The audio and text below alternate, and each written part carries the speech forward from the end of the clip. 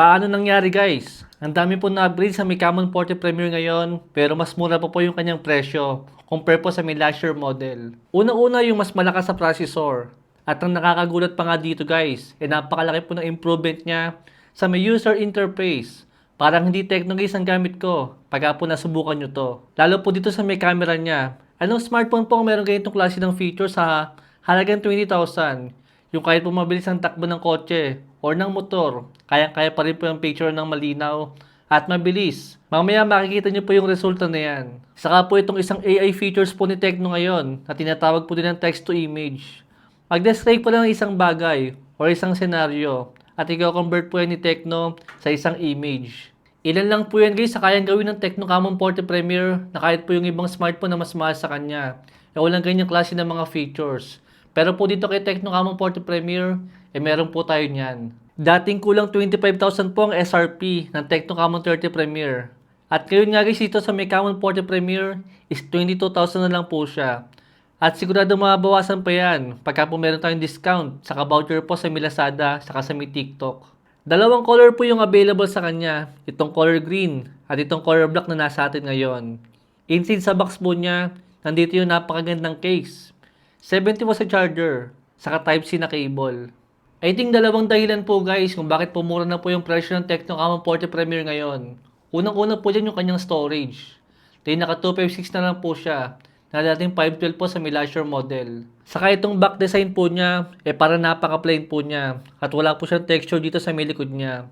Compare po sa may last year model, na meron pong eco leather na finish sa may likod niya. Yan po yung dalawang napansin ko sa kanya na downgrade po dito sa may Camon 40 Premier. Pero guys, mas marami po na upgrade dito compare po sa mga na-downgrade. Kaya still guys, panalo pa rin po ang smartphone na yan. Pero yung mga mas mahalaga guys, doon po talaga nag-focus si Tecno na i-upgrade po itong mga bagong smartphone nila. Especially po guys ang iOS. Napakalaki na po ng pinagbago niya. Sa display po guys, buti naka-flat display pa rin po siya na merong LTPO AMOLED display. Flagship display po yan guys, with 144Hz sa refresh rate at Corning Gorilla Glass 7a na protection. At 1.5K na resolution, medyo lumit po siya ng konti, na dating 6.77 inches. Ngayon po is naka 6.67 inches na lang siya. Para sa akin wala namang problema dyan. I think isang dahilan po dito is yung kanyang maliit na battery na. I mean physically maliit na battery. Dahil mas manipis na po yung kanyang battery, dahil naka silicon carbon na battery na po ang Camon 40 Premier. Sadyang hindi nga lang po talaga nakikipagsabayan pa si Tecno sa pataasan po ng mga battery ngayon. Dahil naka 5 mAh sa battery lang siya. Pero still guys, sakto pa rin naman yan. Medyo lumit man guys yung kanyang display dito, pero meron pa rin naman mga na-upgrade sa kanya. Dahil supported na nga rin po siya ng HDR. Tapos mas malino na rin po yung kanyang display na umaabot po ng 4500 nits na peak brightness. Kung nakita nyo po guys yung camera test natin sa may Camon 40 Pro 5G, dito po sa may Tecno Camon 40 Premier, masihigitan po natin yan at masihirapan po natin. Dahil dito po tayo magpipicture sa may bypass sa amin para mas matesting natin. Itong flash na po ni Tecno, kung kaya pa rin ba niyang mapicturean itong mga mabibilis na mga sasakyan. Magpipicture lang po tayo dito guys. Tingnan po natin kung makukuha na pa rin ni Tecno ng malinaw at sharp po itong mga dumadaan. Ito po yung mga naging resulta natin guys. Akala mo parang huminto yung mga pinicture natin. Grabe yung camera ni Tecno guys, napakaganda po niya. Alam nyo kung paano nagiging possible yung ganyan? Ang ginagawa po ni Tecno dito guys, is every 1 seconds. Magpipicture po siya ng 15 image. Then pipili po si Tecno ng best shots. Doon sa 15 image na gagawin po niya. At yun ang ipapakita sa atin ni Tecno. At malaking part po dyan guys, isang Tecno AI. Kaya nagiging possible po yung ganyang features ng Tecno Camon 40 Premier. Isa po yan sa may best example guys, na hindi lang po sa may gaming natin mapapakinabangan ang malakas sa processor. Siyempre sa may performance din po ng ating camera at ilang features po. Kaya po nagiging possible yung ganyang klase ng mga features dahil din po sa magandang software at magandang processor. Mas malakas sa processor, mas maraming features po magiging possible. Compare po sa ibang gaming phone, na gaming lang po ang focus, pero walang mga AI features sa mga mismong smartphone po nila. Pero alam nyo pa isang dahilan kung bakit po naging possible yung ganyang mga features po ng Tecno Camon 40 series ngayon. Yung Tecno AI, saka po yung flash knob dyan sa may camera niya. Malaking part po dyan guys yung bagong software po ni Tecno ngayon. Dahil alam niyo naman na po ang Dimensity 8355G guys na processor.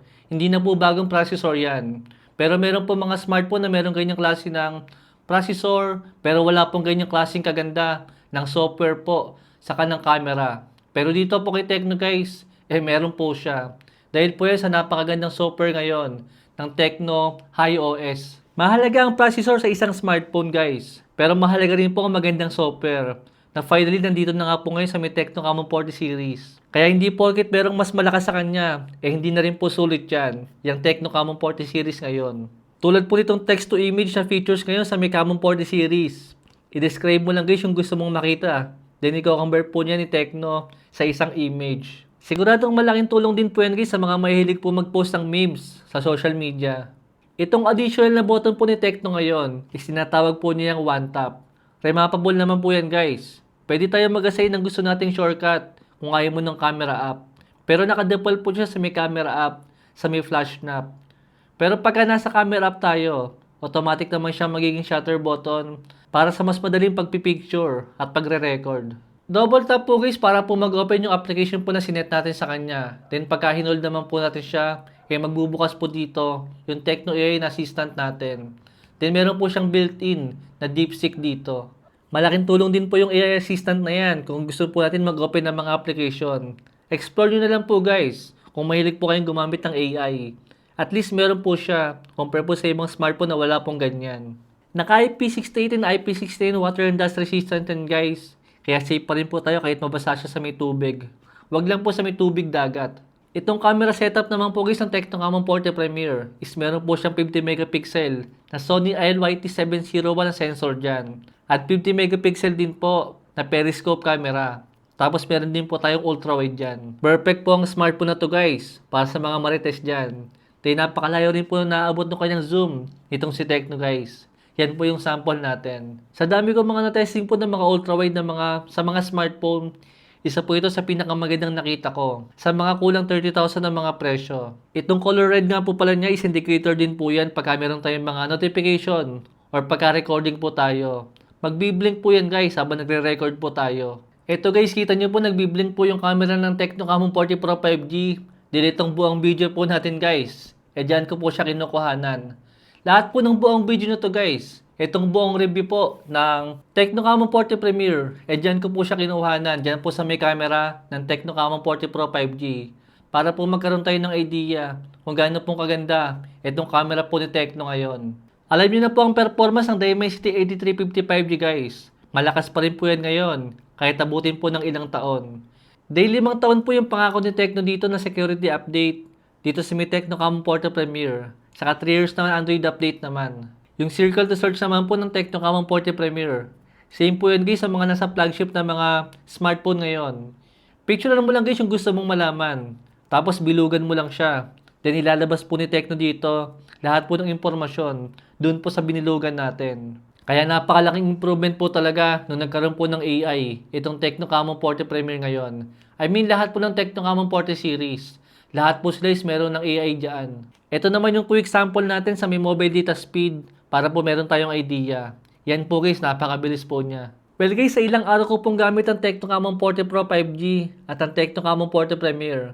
I think masasabi ko na mahihirapan itong tulunin ng ibang smartphone brands pagdating po sa mga AI features at sa may kanyang camera. Di talagang ginalingan po ni Tecno dito. Itong bagong Tecno Camon 40 series nila. Tapos nakakagulat kayo sis, nagbababa po yung kanyang presyo from last year model. Tapos upgraded po yung majority po ng kanyang specs. Kaya nakakagulat po yan. Yung bagong UI lang po ni Tecno ay sobrang panalo na para sa akin. At sigurado ma-appreciate nyo yan guys. Kung lumang Tecno or lumang Infinix po ang gamit nyo. Dahil po napakaganda na po ng Android 15 dito sa may Tecno Camon 40 series ngayon. Saka kahit sa may camera nag-focus ng Tecno Camon, still meron pa rin po siyang bypass mode dito. Itong Camon 40 series ngayon. Kaya para sa may 22,000 na kanyang SRP, I think pasok na po guys ang smartphone na to. Sa top 3 ko ng best mid-range po ng 2025 para sa mga global na mga smartphone. Na kahit camera po ang focus si Tecno dito, still hindi pa rin po niyang pinabayaan yung majority po ng specs ng Tecno Camon 40 Premier. Kaya kung kukuha lang din po tayo guys sa mga mid-range na mga smartphone, especially po sa mga around 20,000 na mga SRP, dapat po guys yung makuha nating smartphone is yung almost perfect na po yung specs. Hindi yung magpa-focus lang po sa may performance. Yung magpo-focus lang po sa camera or or yung magpo-focus lang po sa may software. Dapat lahat po yan, meron na po sa smartphone natin. Para naman kahit papaano guys, sulit po yung mabibili natin. Dahil hindi na rin po mura yung 20k po na presyo ngayon. At para sa akin guys, nandito po lahat yon sa may Tecno Camon 40 Premier. May link po tayo sa may comment section kung gusto nyo pong umorder ng smartphone na yan. Balik na lang po ako nakatulong. Thanks for watching.